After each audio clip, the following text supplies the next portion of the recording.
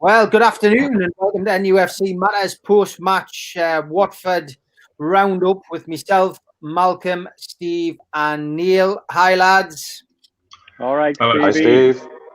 Well, where do we start with that, Malcolm? I think we were all expecting something out of the game. Some of us predicted a win, some of us predicted a draw, but we ended up getting beaten when we were quite comfortable in the first half. Very comfortable, yes. Apart from Watford's, they were causing a bit of danger on free kicks that they were knocking into the post. There was a big gaggle of players all around the edge of the 6-yard box. But other than that, yeah, Newcastle looked very comfortable. And in the second half, it just all fell apart. And some of the challenges that Newcastle were making, they were so clearly fouls. I just didn't understand it. I really didn't. You know that why? Albeit on the first penalty, listening to the commentary, the commentator and Andy Townsend sitting alongside him, they both thought it was a penalty. I wasn't so sure. I don't think it was a penalty. I thought it was very harsh on Richie. What did you guys think? Did you see it as a penalty? I personally didn't think it was a penalty. I've got to be honest. I watched it all angles, and even when Andy Townsend was trying to convince himself that it was a penalty, I personally didn't think it was. Neil, what did you think? The clown we had on beIN Sports, who was co-commentating with Danny Gabardon, they were both all for it. I mean, Danny Gabardon tried to claim everything was a clash of heads all the way through the game. He was watching something totally different to what I was watching. And with regards to the first penalty, yeah, they were both absolutely nailed on. It was a penalty, and I think that was, of the two, that was harsh. If that happened in the middle of the pitch, it wouldn't be given as a foul. Steve, what was your thoughts on that one? You know what? To me, it was just a coming together that in 9 times out of 10, I would have seen the referee just wave play on. That was my first. As soon as it went, I thought, just wave play on, that's it.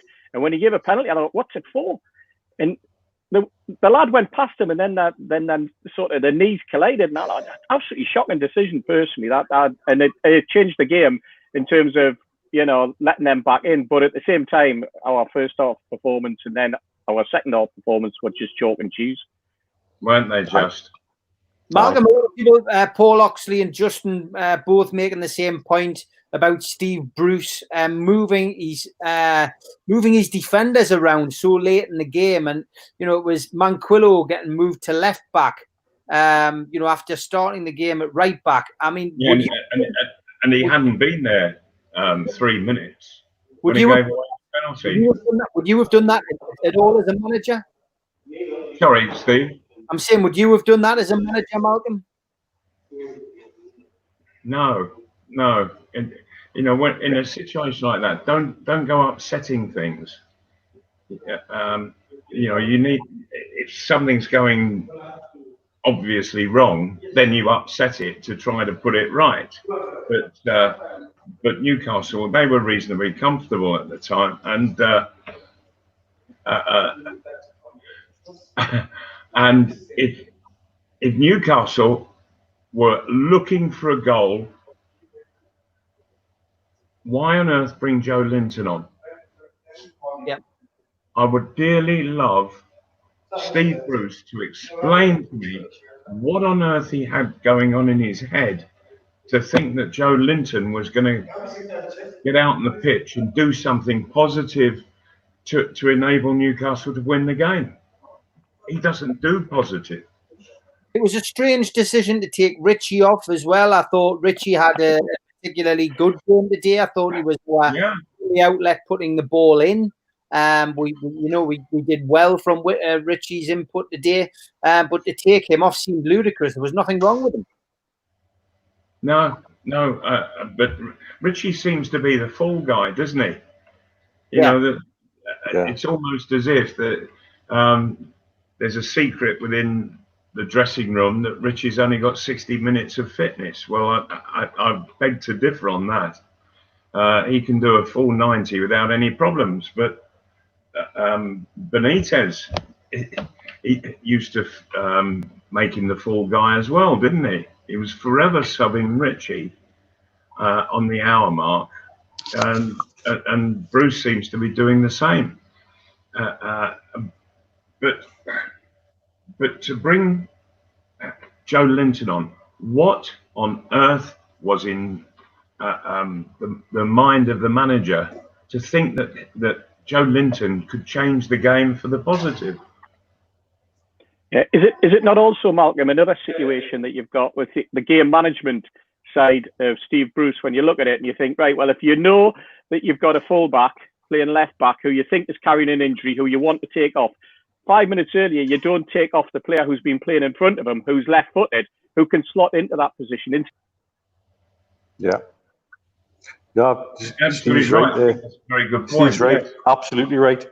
You know, the obvious thing to do would be to allow Richie to slate a left fullback, and then rearrange around that.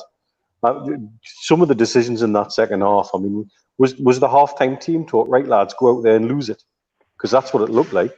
But yes, yeah. Or is it that they reminded themselves that it's coming up to the end of the season, and so they all just jacked it in and put the swimming trunks on? I mean, if nothing else, today has proved that Shea can't play centre midfield, no matter what anybody says about him. He's got all the attributes that he should be able to play that position, but he's got none of the brains to play that position. And unfortunately, that's not happening. The pace. Yeah, that's not happening. I think you know what, lads, as well. I think there was two totally different team talks that took place in both dressing rooms. I think in the Newcastle dressing room, Bruce must have turned around again. They're kicking lumps out, you lads. Get out there and start kicking them back. Whereas Pearson turned around and goes, lads, we've got to stop kicking them. We've got to start playing football around them. And that's exactly what happened in the second half. We suddenly became like a very, very sort of physical team, barging, pushing, giving away free kicks all over the pitch, whereas they just seemed to be wanting to ghost past us. And quite frankly, we had nothing up front in the second half. I mean, we barely crossed the halfway line at times. There was no outlet balls. There was nothing. There was no support. Gale was anonymous in the second half. But the very fact that we that first change that we made, that tactical change of starting to try and play a bit more physical, at the same time as they turned around and went, well, we're actually going to play football against you, just completely wiped us out. And we had no way of being able to change that back to the way we had been playing. And then the substitutions completely made us just fall apart. Yeah, I mean, bringing Joe Linton on for me was the biggest negative. I just thought it was, you imagine, Richie going off and Joe Linton coming on. It's not adding anything to the game. I mean, he held the ball up a couple of times, but other than that, he did very, very little.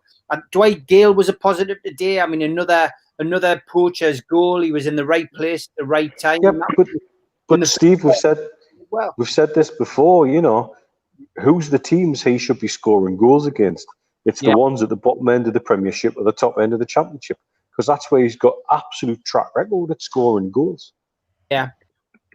He's doing what he should do. And fair play to him, because I don't think he's been treated particularly well under the current manager. I think he's been I'd agree with you. Almost discarded without care. The deference of putting in a £40 million striker who, once again today, just looked like he was out of his depth and didn't know what he was doing and what position he was doing. And you can't blame that now on pressure from the stands, because there's nobody in the stands other than cardboard cutouts and flags. You can't blame that on anything else other than the fact that the lad's just ill prepared to do that job in whatever role he seems to be given at the minute. And he's got no help. He's got no help from the manager. He's got no help from the team. He's got no help from the squad and the people around him. And he's just being chucked into it, isn't he? Yeah, 100%. Tom Cunliffe makes a good point here. We're trying to convince Matty Longstaff to stay at the club. He can't get a game over Shaw, who was not a midfielder and was awful today in the second half. It certainly wouldn't encourage me to stay. Yeah. I think the whole situation that Matty Longstaff finds himself in is absolutely ludicrous from the club's point of view. Yep. Why on earth didn't they tie him down to a contract some 18 months ago? Why has it got now to this stage where he's on an extension to his old contract, which finished on June the 30th, and once this season finishes, it's bye Newcastle. Yeah, I just find it utterly bizarre that there is a talented young footballer and the club aren't interested. Yeah, I would agree. Lots of messages coming in. Keith Jackson says there was a severe lack of football intelligence in the second half. George Hughes says, I'm thinking that definitely now we need a manager who has the experience and vision to turn the story down, experience to turn losing into winning. And Bellarella agrees that Bruce's treatment of Matty Longstaff is nothing short of criminal. He should have been given a chance to prove that he wants to play for the club. And Danielle, who joined us last night, says, sick as a chip, lads. Just don't know what to say about this shambles now. So, yeah, obviously everybody is disappointed. Steve, looking at, Steve Bruce's position now, he got all the plaudits and he happily took them when he managed to help secure Newcastle's place in the Premier League for another season. We've now dived out of the FA Cup without a fight. We've been hammered at Man City in the league, and now we've gone to relegation-threatened Watford and put in a substandard performance to come away with nothing and given them a great chance of survival. Is Bruce still the right man for the job? Of course he's not. This is the same manager, by the way, that has also dropped points against Aston Villa and against Norwich this season. So when you look at it that way, that just adds even more fuel to the fire. The fact that his own performances are not good enough. What he lacks on the pitch, if anything, is a leader. He lacks someone who can take his instruction and move it on, or he lacks the ability to coach from the line. Now, Rafa didn't have that leader on the pitch, so what Rafa did was he coached the team throughout the 90 minutes. And if there's anything missing from between the two scenarios, the two seasons, it's the fact that still without the leader on the pitch, still without someone who can interpret what his instructions were and shake and prod and poke and punch those players to get it through to them what they've got to be doing during that 90 minutes as a leader on the pitch. Then the only solution we've got is to have a manager who can coach you through the 90 minutes, and we haven't got one. Simple as that. And that's the difference between last season and this season. Regardless, I know people are going to look at the point scenarios, the point situations, and say, we'll compare this, but it's comparing a chicken and an egg, isn't it? It's ridiculous. Yeah, Himanshu Dingler. Matt Ritchie's been a liability all season, missed penalties, causing own goals, now giving away needless, avoidable penalties. Martin L says, play ASM in number 10 for some of the game, give him some space. Justin Nichols says, I don't understand why I didn't use Matty Longstaff today. Graham Knox says, Bruce should drop down a couple of divisions. As I say, lots of opinions. Go on, Mitch, you were going to say something. Well, no, Steve's right about not being able to coach somebody through the games. And it's not even about a lack of football intelligence. I think it's just about a lack of intelligence, full stop. Some of the decisions that were made on that pitch today were stupid. Absolutely stupid. Two poor penalties. Defensive positions all over the place. Nobody prepared to lead on the pitch. Nobody able to lead off the pitch. That's poor. At best, I can say poor. That first half cruised. Why not just continue the same? But how much must Matty Longstaff be feeling? Looking at Shea, who really didn't perform today at all in centre midfield. And here's a lad who's desperate for a new contract and wants to stay, wants to find a way. And then he's left with, today is probably the most depressing thing to come out of London since the last episode of bloody EastEnders. That was just, that second half was absolutely appalling. Absolutely appalling. It was chalk, like Steve said earlier, chalk and cheese between the first half and second half. How can a manager just allow that to happen? Because that's what looked like to me. It just was allowed to happen. Right. And there didn't seem any life on the side of the pitch coming from the bench, did there? At all. No. It was all as if it was quite acceptable. You would expect, wouldn't you, that there would be instruction after instruction going out onto the pitch to get people doing the jobs properly, to make little changes here and there.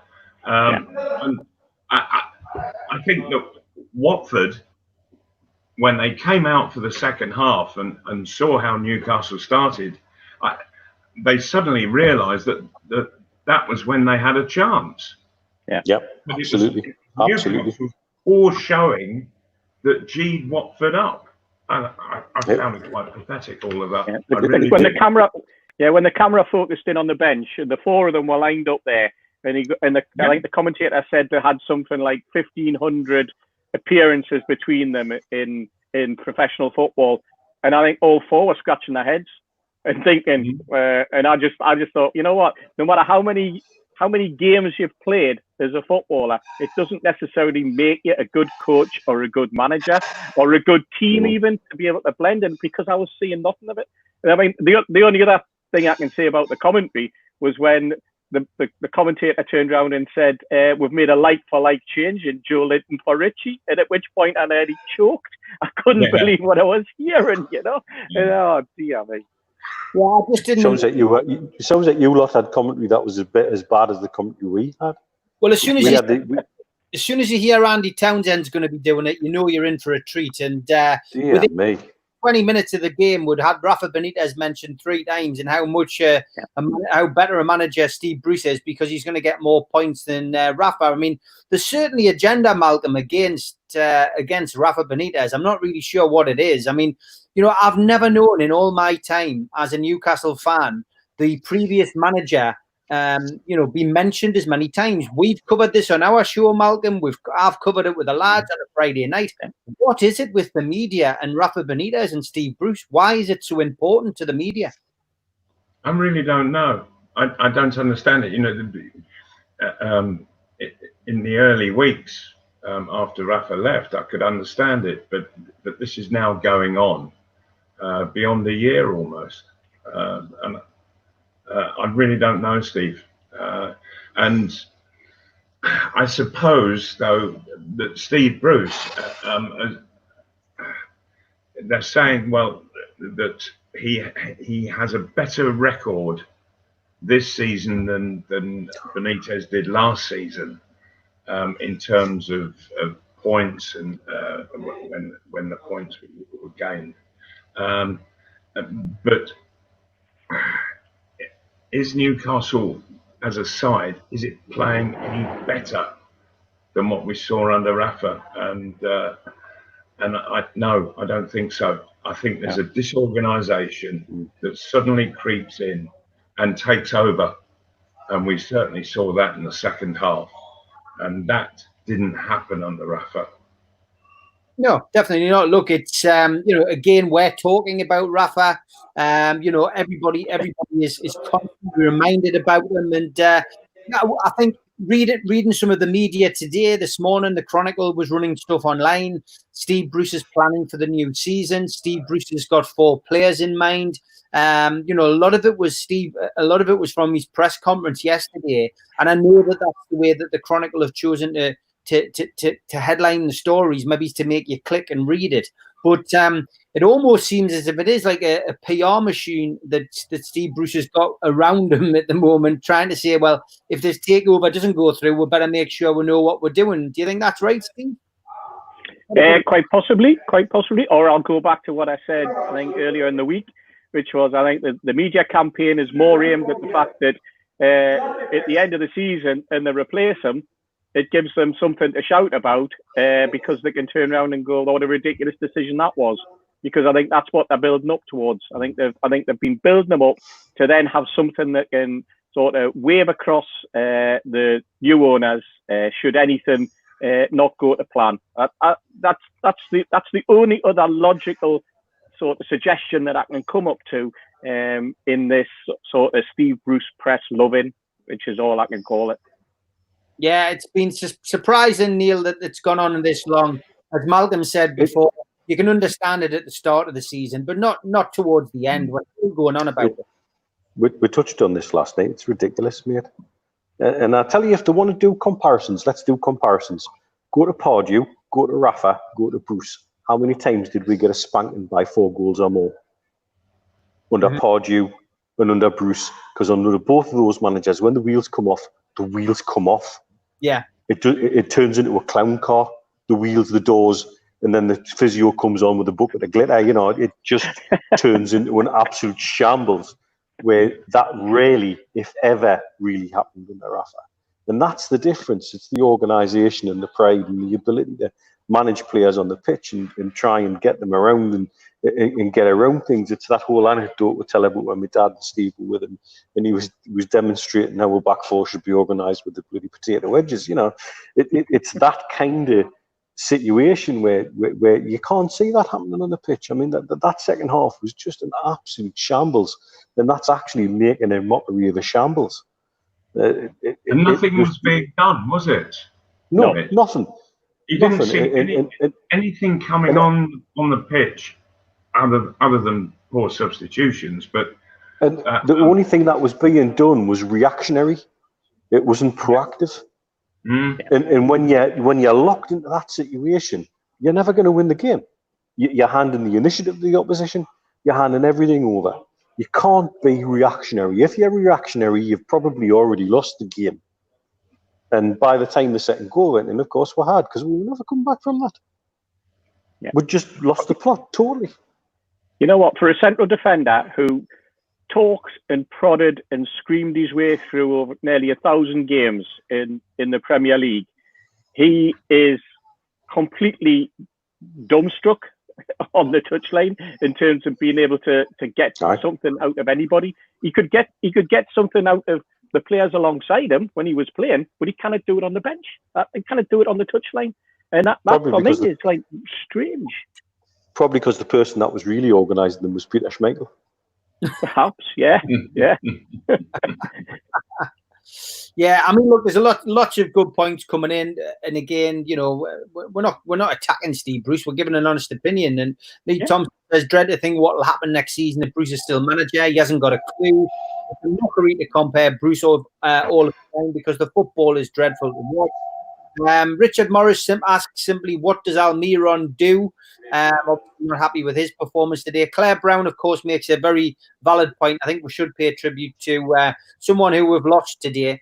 Rest in peace to a true gentleman, a true Geordie, and a true legend, Jack Charlton. And you know, I did a little tribute. I did a little tribute to Jack earlier on today with Lee Clark. Lee, of course, was just a junior at the club when Jack was there. Malcolm, let's come to you. What were your memories of Jackie Charlton? The first time I played against him was at St James Park back in 1971, and the ball was, in fact, Leeds had a corner. I was on the halfway line, and Jack was marking me. And I sort of walked around, and being a bit of a cheeky young pup, I sort of was walking around him, and I happened to look at the back of his legs, and he had some varicose veins, and so I said, you got a few railway lines there running up, haven't you, Jack? And he said, you cheeky young son. And so he started chasing me, and he was going to boot me. And he started chasing me with the ball down at the other at one end of the pitch. He and I are in the centre circle, literally running around, and him trying to catch me and boot me. You know, he had a terrific sense of humour, but on the pitch, you didn't mess with him at all. Not even a word out of place. He just wouldn't tolerate it. But I have to say that over the past 2 or 3 years, he and his wife Pat and my wife and I, we've been meeting up at Charlton's, the pub in Camas, and it's run by Jack's son John, and so we've spent a number of very pleasant lunchtimes with Jackie, and it's a great shame. It really is a great shame. It is. You know what? There's hardly a 1966 World Cup winner still with us, isn't there? George Cohen, I think. Yeah, that's right. Yeah. Is there any beyond George Cohen? I saw somebody put a tweet today with the team picture, and they said, and then there was 5. So I think there's 5 left now. Jeff Hurst, I think there's 5 of them. Jeff Hurst, of course, yes. Yeah. Very sad. I spoke earlier on. He came down and. What I was going to say was, when you actually looked at Jack, he looked the opposite to what a footballer should look like.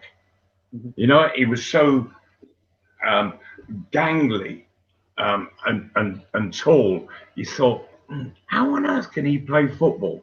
You know what? How does he have the ability to get control of the ball and what have you? And yet he did.